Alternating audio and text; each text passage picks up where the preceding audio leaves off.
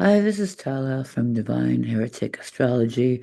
I apologize in advance. My voice is a little shredded from singing the other day, so bear with me.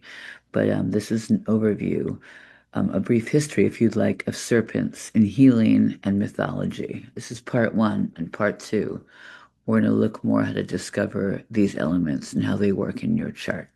Okay, we're to begin talking basically about uh, Asclepius. And I'm one of those super nerds who would just read and read and read as a kid. And then people would say, oh, what, they'd ask me a question, and I would use a word wrong, and people would laugh at the pronunciation. Like I said macabre for years and years and years, probably until my mid-20s. So there's that. But so, Asclepius, I've written actually down the phonetic, wording for it, so I don't have to like, try to pronounce it. So don't laugh at me because I read, I don't talk.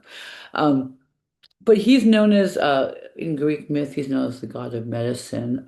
His story is that he's the son of Apollo and some mere mortal, because the gods were always, messing with and impregnating mortal women. There's a lot of this in mythology. So, but he's known as this, the god of medicine, and he was taught by Chiron, who was a centaur who basically was shot in the ankle, and he could heal everybody else but couldn't heal his own wound. And you probably heard this term Chiron. It's spelled Chiron, and it's become so relevant and so accurate in charts that you often see it in charts as in addition to the seven personal planets. But so this is the centaur who trained Asclepius in the art of healing, supposedly. Okay.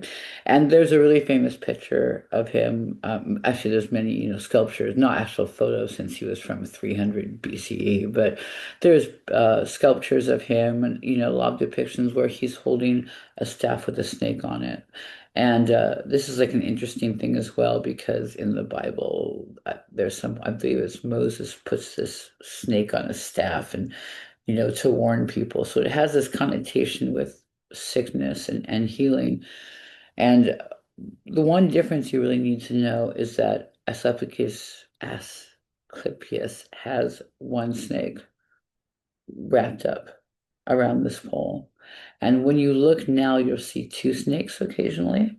And that's a caduceus, which is a different symbol altogether. And one of the things, the most disturbing trends I've noticed in the last few years is that more and more we see this caduceus, which has two snakes and has the wings.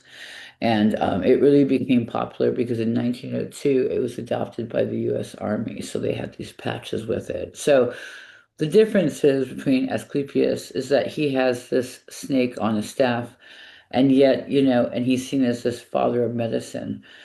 And the Cadeus is basically a tribute to Mercury. So, but more on Asclepius, because what he had all these temples, and he was kind of known. It's interesting that even like a couple thousand years later, when they talk about him, there's kind of this like element of like, like in his Wikipedia entry, it says like how, he was a cult, right? But it was a cult of healing.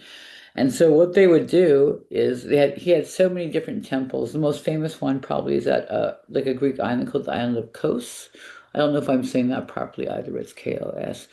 And Hippocrates was supposedly trained there.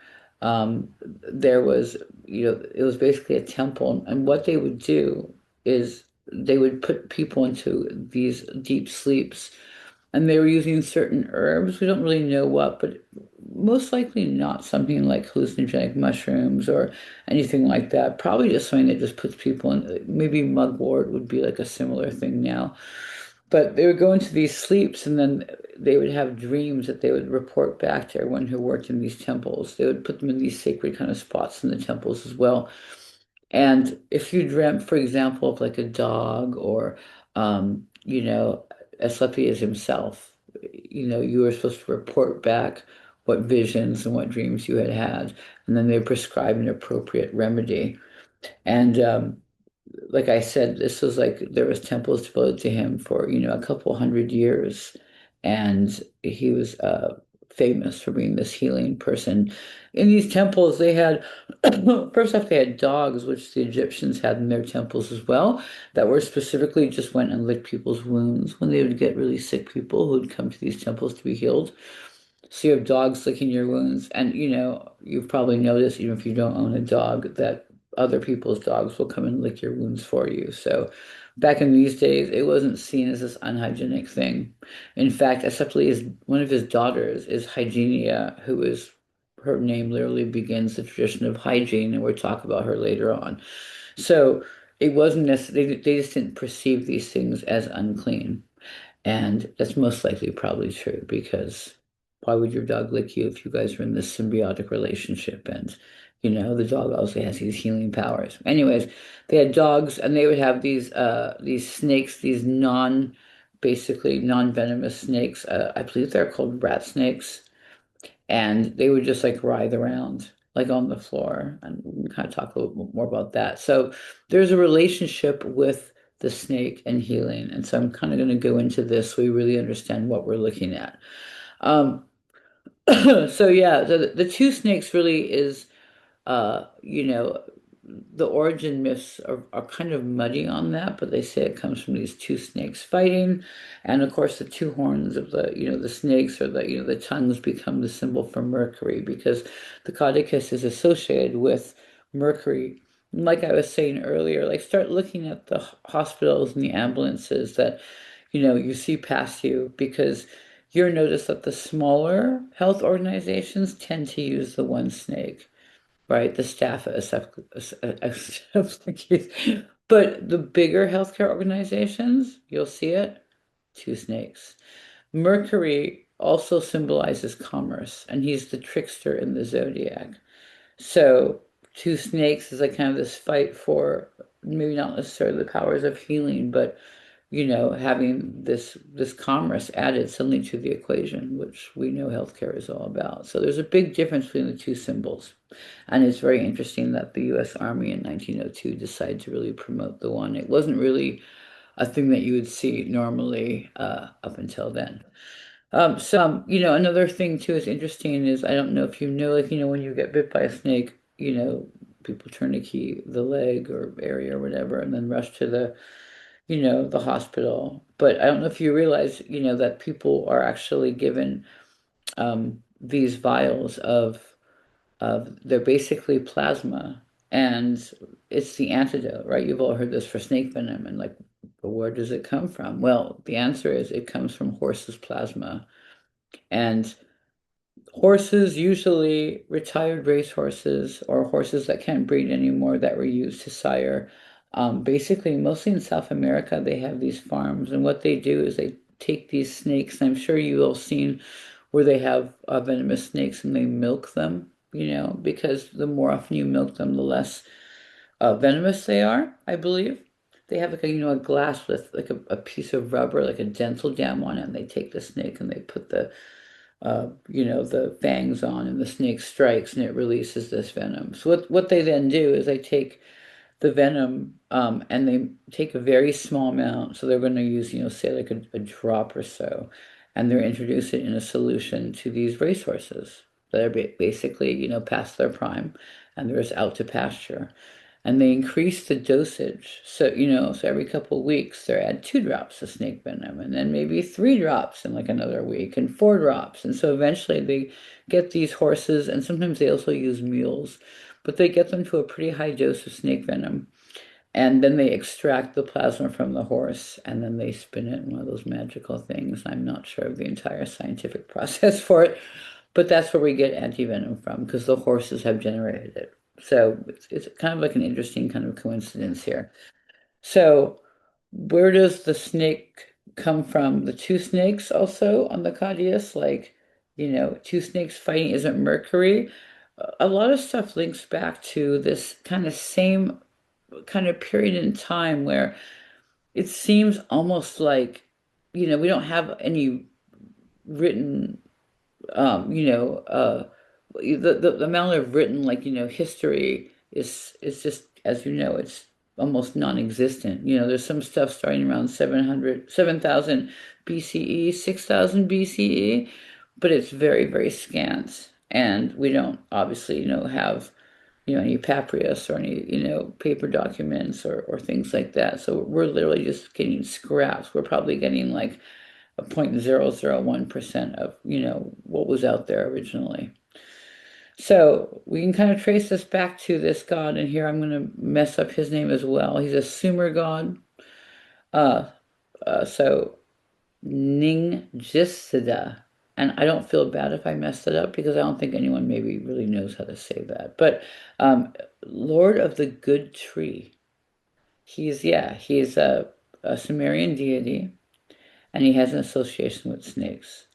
So, he is very similar to, Hades and Pluto, where he spends part of the time supposedly in the underworld of the dead and then rises back up. You can see these cycles in stories that we're told, like the same myths. Virgin birth isn't a good example. It kind of keeps going over and over in many different cultures, and like these cycles repeat over and over again. But you'll see kind of this thing of where certain gods do spend time in the underworld part of the year.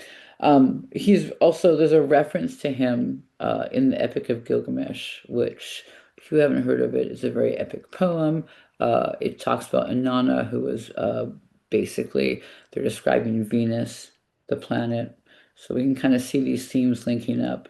In the poem, she basically descends into the underworld to visit her sister and brother-in-law, or is it brother and sister-in-law? I can't remember now. She goes through these she takes off 7 layers of clothing. It's kind of a very pre-Gnostic example of someone going through, ascending through all the planets until they hit Saturn, the head boss, which is the tyrannical father. But he's mentioned in the exact quote here, we're going to say, the hero of Gilgamesh's mother says she knows that her son is destined to, quote, dwell in the land of no return with Ningus Zida, however his name is.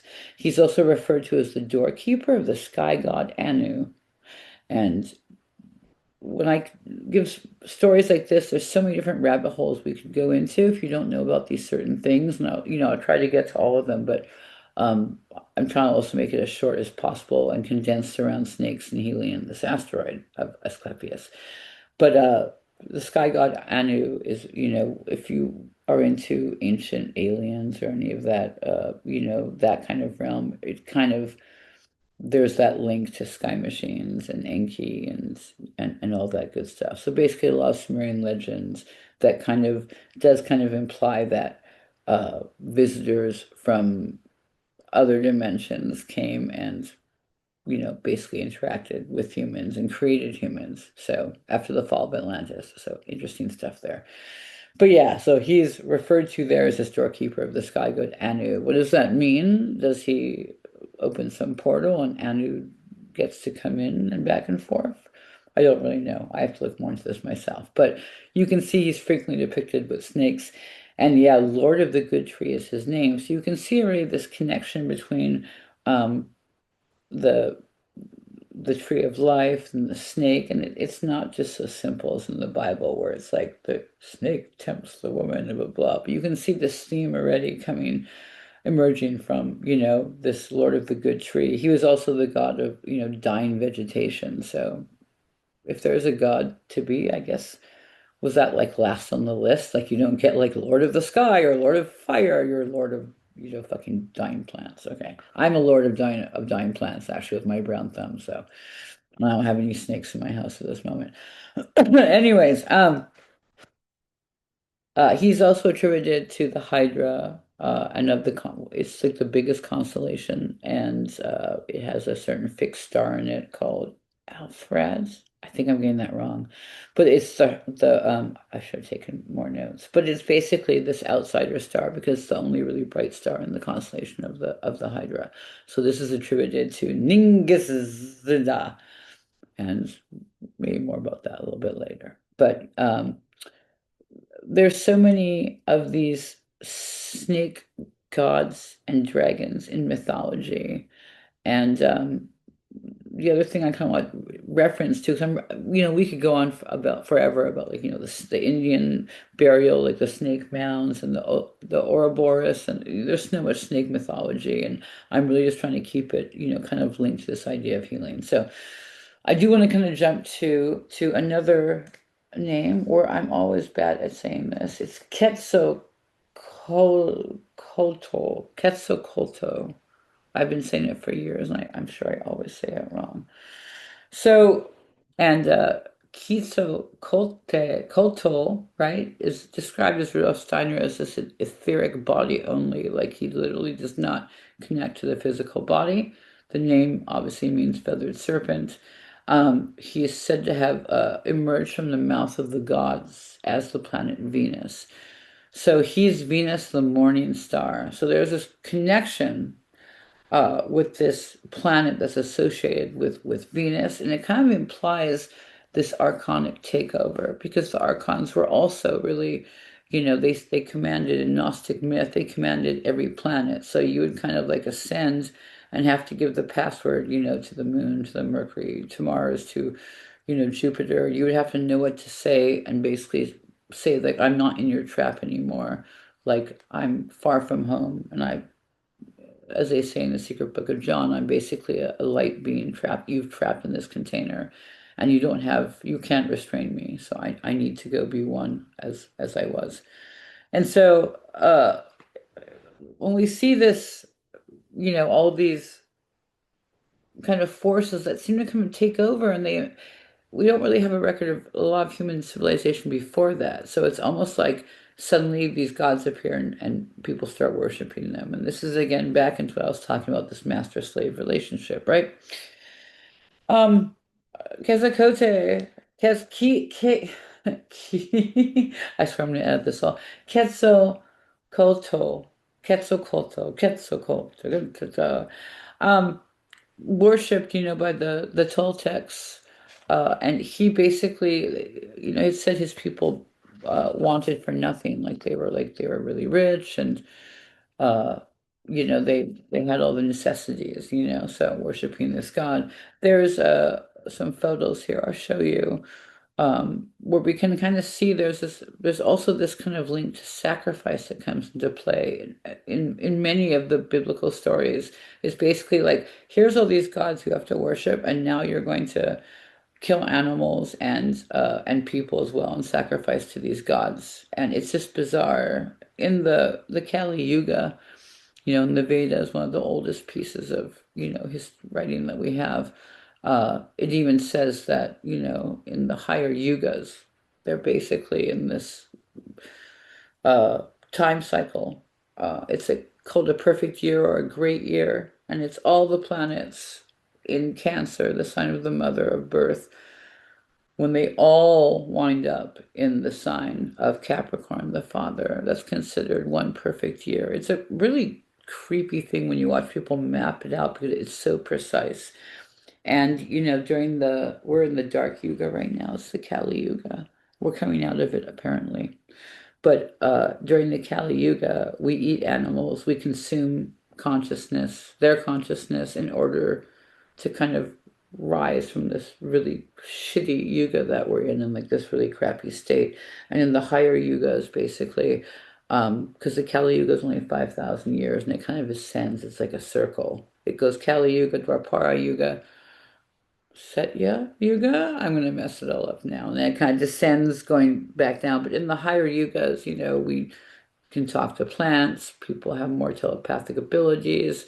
Um, there's a harmony, various civilizations. There's all different cities that live in different places around the world, and they don't battle. So just kind of the higher manifestation of probably who we are as people in these higher yugas. And it's not suggested we eat at all. Some people think that eating meat is literally kind of a spell cast upon those archons that I was talking about earlier in my intro to Gnostic astrology. And archons basically we're going to kind of talk about them a little bit more here too, because they were described a lot as these reptile forms. And in Gnostic literature, I can't remember which text it is now, but They literally talk about the archons. Oh, it's a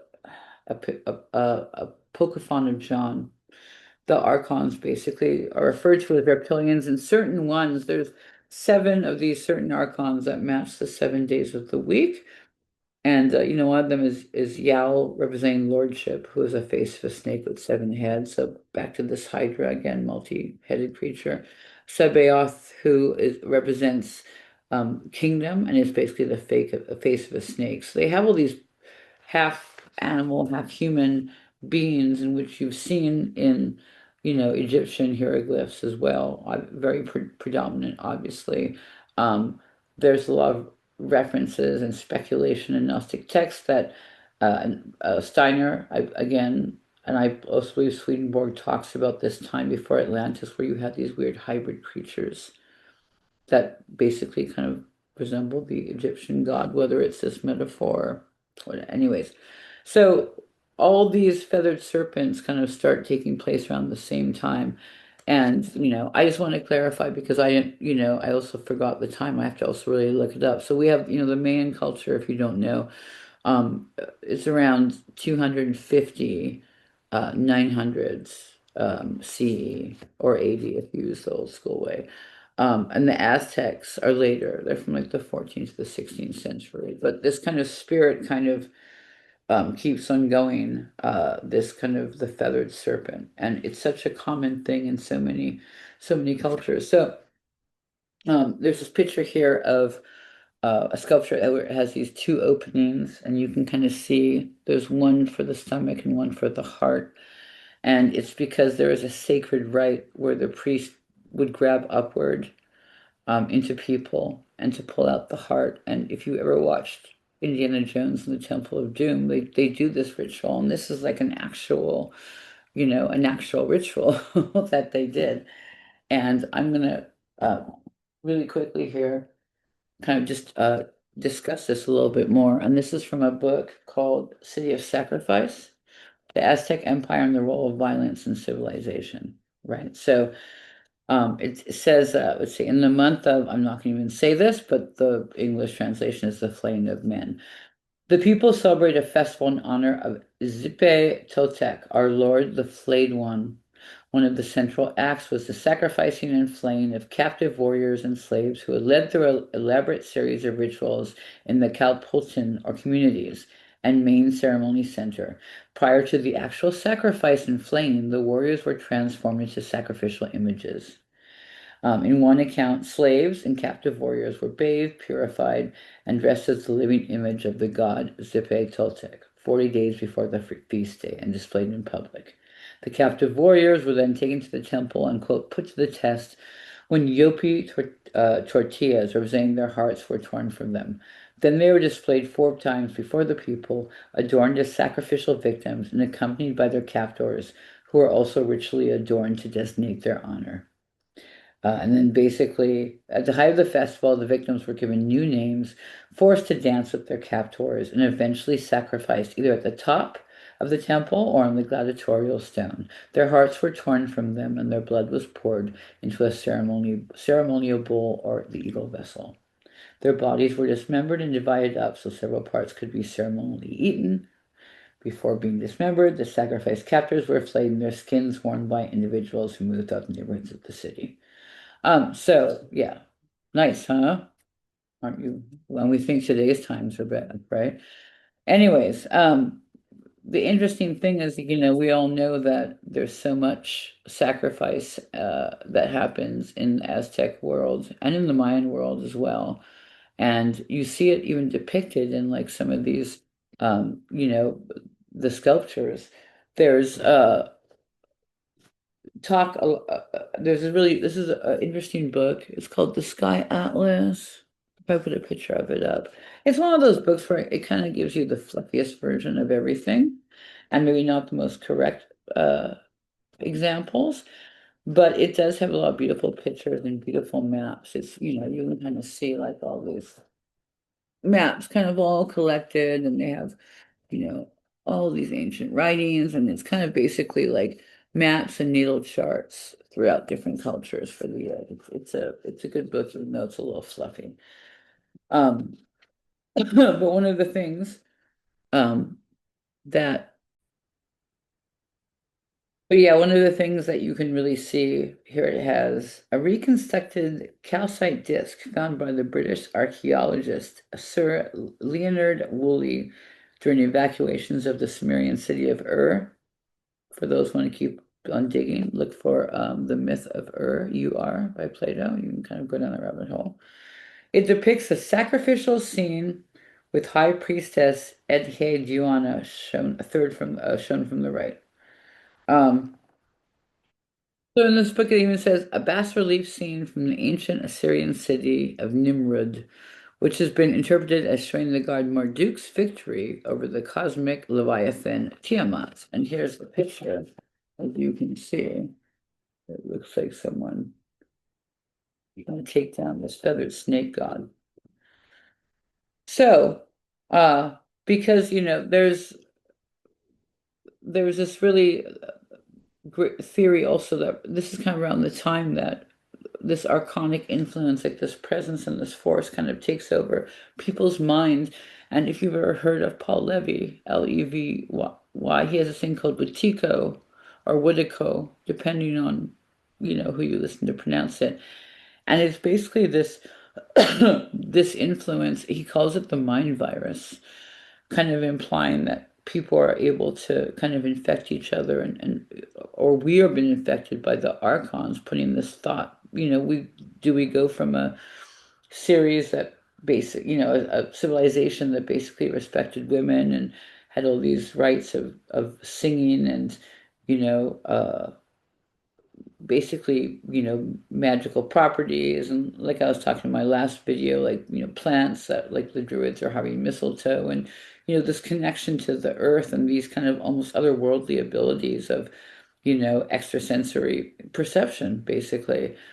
And suddenly, we're worshiping these gods and sacrificing humans and animals to them. It's a very drastic shift.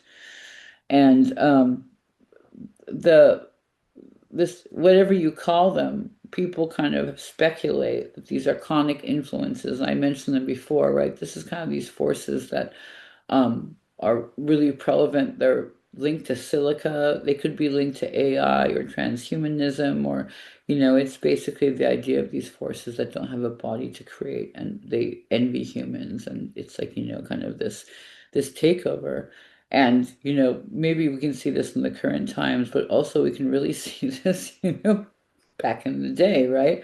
Um, it's interesting because the archons can be referred to as the Dracos, the Draconians. Some have suggested that the Jinn, D-J-I-N-N, or sometimes J-I-N-N, depending, who are these kind of like these evil spirits. Um, Also, the Vril, the Lovecraftian elder beings, the famous horror writer H.P. Lovecraft. The Greys, Aleister Crowley's, drawing of, I can't remember what the name is of the entity he was corresponding with, but it just looks like a gray alien. I just think these are all kind of these same manifestations of this kind of force that can basically take people over. And it's, I'm going to kind of read you this quote from Castaneda, who is a famous writer, shaman who mysteriously disappeared. Yet again, another rabbit hole, but you can kind of go look, into this. And this is a quote that he says that is kind of referring to this. He says, he's basically talking to that saying the preface kind of talks about how it's, it's a predator that comes from the depths of the cosmos and takes over the rule of our lives. So this would be around this time. Human beings are its prisoners. The predator is our lord and master. It has rendered us docile, helpless. If we want to act independently, demands we don't do so. So here's the quote from Castaneda that this is kind of referring to. This was an energetic fact for the sorcerer of ancient Mexico. They took us over because we are food for them, and they squeeze us mercilessly because we are their sustenance. Just as we rear chickens in chicken coops, the predators rear us in human coops. Therefore, their food is always available to them. No, no, no, Carlos replies. This is absurd, Don Juan. What you're saying is something monstrous. It simply can't be true for sorcerers, for average men, or for anyone. Why not, Don Juan asked calmly. Why not? Because it infuriates you? You haven't heard all the claims yet. I want to appeal to your analytical mind. Think for a moment and tell me how you would explain the contradictions between the intelligence of man the engineer and the stupidity of his systems of beliefs, or the stupidity of his contradictory behavior. Sorcerers believe that the predators have given us our systems of belief, our ideas of good and evil, and our social mores. They are the ones who set up our hopes and expectations and dreams of success or failure. They have given us covetousness, greed, and cowardice. It is the predators who make us complacent, routinary, and egomaniacal. But how can they do it, Don Juan? Carlos asked, somewhat angered further by what Don Juan was saying. Do they whisper all that in our ears while we are asleep? No, they don't do it that way. That's idiotic, Don Juan said, smiling. They're infinitely more efficient and organized than that. In order to keep us obedient and meek and weak, the predators engage themselves in a stupendous maneuver, stupendous, of course, from the point of view of a fighting strategist. A horrible maneuver from the point of view of those who suffer it. They gave us their mind. Do you hear me? The predators gave us their mind, which becomes our mind. The predator's mind is baroque, contradictory, morose, filled with the fear of being discovered any minute now. I know that even though you've never suffered hunger, you have food anxiety, which is none other than the anxiety of the predator who fears that any moment now its maneuver is going to be uncovered and food is going to be denied. And then this is like a little bit further talk about what he's saying exactly in this quote. It says, through the mind, which after all is their mind, the predators inject into the lives of human beings whatever is convenient for them, and they ensure in this manner a degree of security to act as a buffer against this fear. Again, Cosnito says the sources of ancient Mexico were quite ill at ease with the idea of when the predator made its appearance on Earth. They reasoned that man must have been a complete being at one point, with stupendous insights, feats of awareness that are as mythological legends nowadays. And then everything seems to disappear, and we have now a sedated man. What I'm saying is that what we have against us is not a simple predator. It is very smart and organized. It follows a methodical system to render us useless. Man, the magical being that he is destined to be, is no longer magical. He's an average piece of meat. Scary stuff. So, and I'm kind of just going there because again, we're kind of just tying in this, this snake aspect and, the idea of snakes, like, are they good or evil? Because they are linked to all these, there's of course the shedding of the skin, and there's, was Asclepius, was he someone that was trying to heal people from these darker forces at the time? We don't really know. So yeah, as with a lot of things, like we have a hard time seeing this duality with good and evil. It's hard for us to accept that maybe really horrible things can happen, and it is for this betterment, of humanity experiencing itself and evolving. But also, it can be seen as stuck in this archonic trap or this prison planet, right? This is the overlay. So, um, Akin's a repton. So, and then the other thing I was going to kind of mention here is we have, these snake gods and their sacred rites.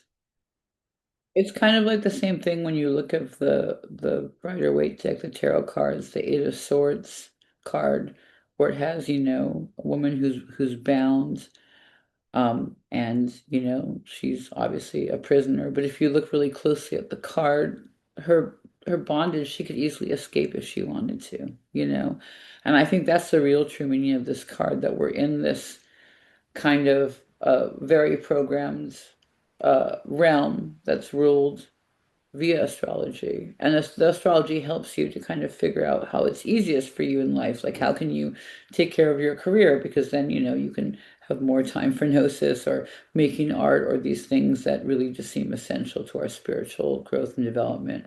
But if you don't know, your chart, even though it is dictating this fate that maybe necessarily you don't want to be stuck in this karmic cycle, it's still good to know because it kind of will lead you more and more towards, true understanding of what actually this is. So, going back, like, really quickly to this idea that these archonic influences, they give us their mind, they can kind of like uh, take over, and it's kind of this snake uh, kind of hold. There's so many interesting things I can't even get to about modern in modern day, culture. Like, I don't know if you know, like Ozempic or all these GLP diet drugs that people are taking.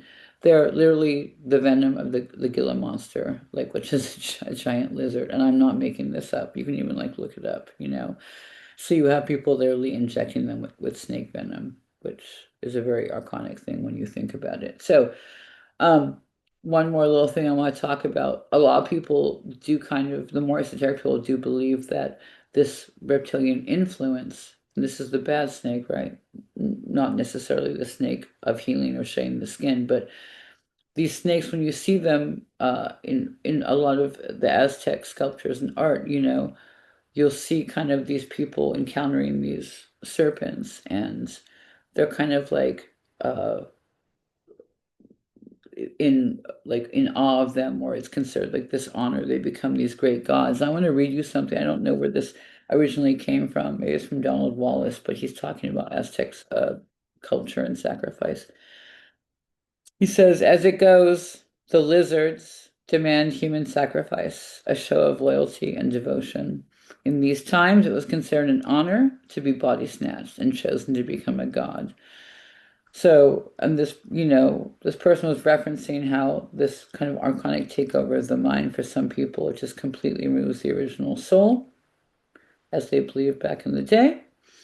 And it says that the people didn't understand the biological nature of the takeover of the brain, and they thought it was some kind of mystical or magical transformation. So weird, snake body snatching is like a big thing, I guess.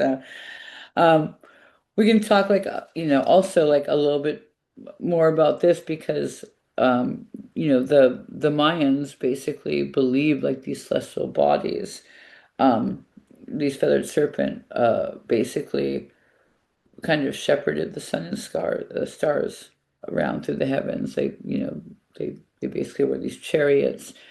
And the Mayans had crazy bloodletting ceremonies. It's really, really bizarre. There's a lot of they had this ritual too where they would cut a hole in the tongue, and they would put a rope through it, and people would die from like the pain of this exercise. And just very, very strange. A lot of snake goddesses, a lot of snake worship. And it really seems to come out of nowhere. Um, there's this connection also with the Mayan gods and pine cones, and we all know about pine cones. It looks like the pineal gland. That's the spiritual center where your third eye is, supposedly. But the pineal gland is a real thing. You can look it up. It looks like a pine cone, which is why the Vatican has a pine cone in their fountain. And it's really linked to this esoteric knowledge. It's in the Egyptian hieroglyphs. It's in a lot of the Mayan work. It's in a lot of the Sumerian work. You'll see these pine cones. It's a whole nother rabbit hole to go down. There's the Egyptian like staff of Arias from 1224 BCE. So over 3,000 years ago, that has a pine cone on the top, and again, it has the snake. So this connection is a thing. There's also the Whitehall building in New York. This Freemason Lodge has pine cones, also has snakes. Um, there's, the Hindu deities like Shiva has hair shaped almost like a pine cone, adorned with serpents. There's this kind of ongoing theme. Romans built this giant a statue called the Pygna. It was 3 stories high, supposedly on top of the Pantheon. It was a giant statue of a pine cone. And the pineal gland is interesting because it's the only part of the brain that's neither left or right. It's completely singular. It doesn't take one side or the other, and everything else in your brain basically, kind of picks and chooses a side. So, uh, the pinecone theme, the snake theme, this source for knowledge. And so, where am I going with this? Because now I could just go off, on and on. Um, it's that when we look at things kind of like are good or evil, it doesn't really work to be fully, prison planet where you're like, I need to leave and fuck this place and blah blah blah, because I think people kind of like arrive at this knowledge when they're ready for it, when they want to achieve, when they basically want to engage in the practice of gnosis, like they're the alchemist's great work or whatever.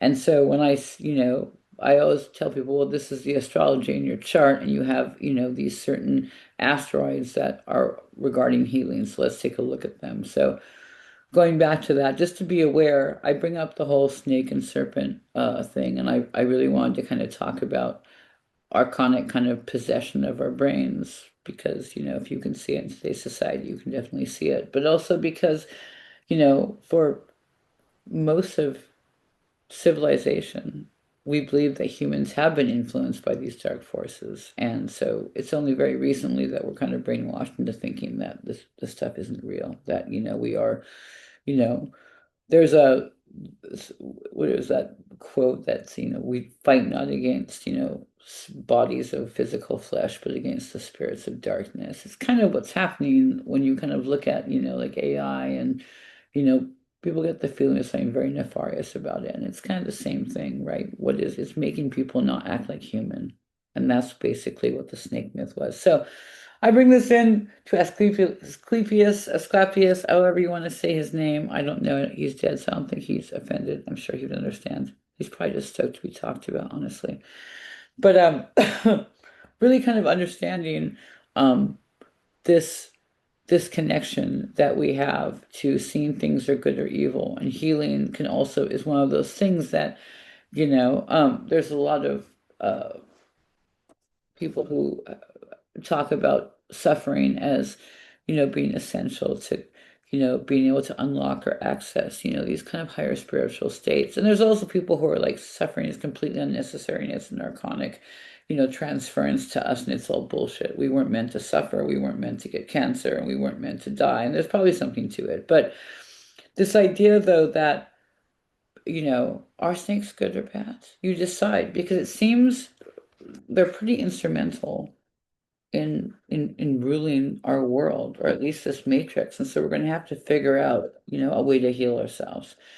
One last thing I'm going to read here from The Secret Teachings of All Ages, which is a book that if you buy it for, it's under $20 online. It's by the great Manly P. Hall. And if you just read one chapter, like a day, for 5 minutes, at the end of a year, your mind will be blown. You'll be like, this esoteric knowledge is crazy. And then you're go through the thing where you have to basically having to tamp down what you know about how the world operates to everyone that you meet so they don't think you're crazy. So a little bit here into Secret Teachings of All Ages. He talks about according to an early Greek mystery myth, the god Zeus fabricated the third race of men from ash trees. The serpent, so often shown wound around the trunk of the tree, usually signifies the mind, the power of thought, and is the eternal tempter or urge, which leads all rational creatures to the ultimate discovery of reality and thus overthrows the rules of the gods.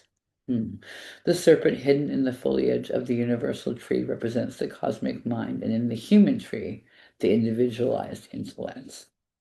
Very Jungian, and I'm not even going to go into how much Jung talked about snakes as metaphors. But so basically, Manly P. Hall was illustrating that, what is the snake? Is it good or evil? Is it the tempter from the Garden of Eden? Or do we go there because we don't want to live in this perfect world? Like, who wants to wander around Eden, right? It's basically a place where you can eat like cheeseburgers and fries every day and get a blowjob every day. Like, that's going to be boring, at a certain point, and you're going to want to explore. So, is the serpent kind of assisting, or is the serpent related to this kind of archonic overlay that kind of takes over humans and kind of makes them blind to like what their potential is, or is it both?